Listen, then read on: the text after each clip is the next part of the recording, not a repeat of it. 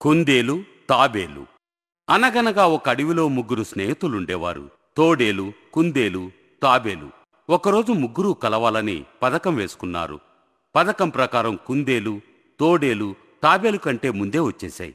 కొంచెం సేపటి తర్వాత తాబేలు నెమ్మదిగా వచ్చింది. కుందేలు తాబేలును చూసి నవ్వి అంది, అబ్బా ఎంత సోమరివి, నాలాగా వేగంగా పరిగెత్తి రాలేవా? కుందేలు తాబేలుతో మాట్లాడే విధానం తోడేలుకు నచ్చలేదు. నువ్వింకెప్పుడూ అలా మాట్లాడకు. నిజం చెప్పాలంటే నువ్వు దానితో పోటీ చేస్తే గెలవలేవు, తెలుసా? ఎలాంటి పోటీ ఏంటి? చూడు, మనం ఒక పని చేద్దాం. మీ ఇద్దరికీ నేనొక పరుగు పందెం పెడతాను. చూద్దాం ఎవరు ముందొస్తారో. తాబేలు, కుందేలు ఒప్పుకున్నాయి. ఆరంభించే చోటుని, ముగించే చోటుని నిర్ణయించాయి. పరుగు మొదలైంది. కుందేలు వేగంగా పరిగెత్తింది. తాబేలు వెనక నెమ్మదిగా వెళ్ళింది.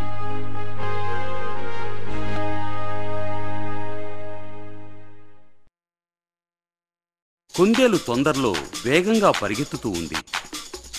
అయితే తాబేలు వెనకాల నెమ్మదిగా, ఎలాంటి ఒత్తిడి లేకుండా రాసాగింది.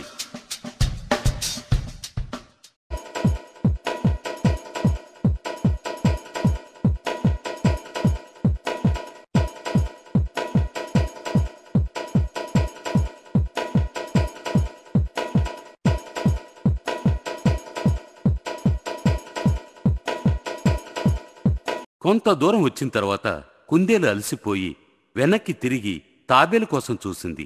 కాని కనుచూపు మేరలో అది కనిపించనందున అనుకుంది, ఆహా, తాబేలు నన్నెప్పటికీ ఓడించలేదు. అది వచ్చేలోపు కొంచెం విశ్రాంతి తీసుకుందాం. సరే. కుందేలు ఒక పెద్ద చెట్టు నీడలో పడుకుంది.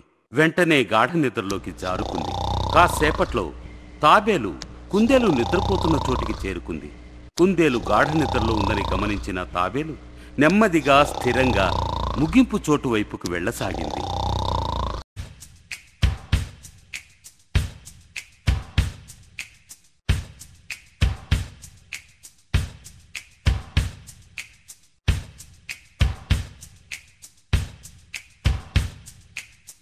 చివరికి ముగింపు చోటుకు చేరుకోగానే జంతువులన్నీ తాబేలుకు అభినందనలు తెలిపాయి.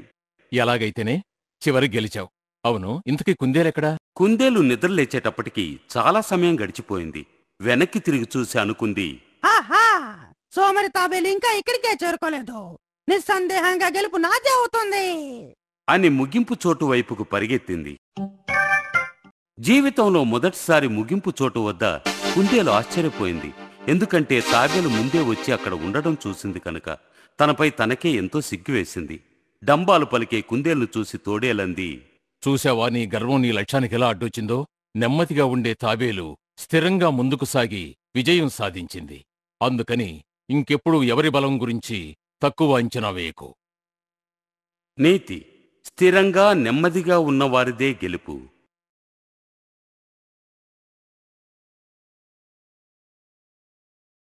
ఈ వీడియో మీకు నచ్చినట్లయితే లైక్ చేయండి, షేర్ చేయండి, మా ఛానల్ని సబ్స్క్రైబ్ చేసుకోండి.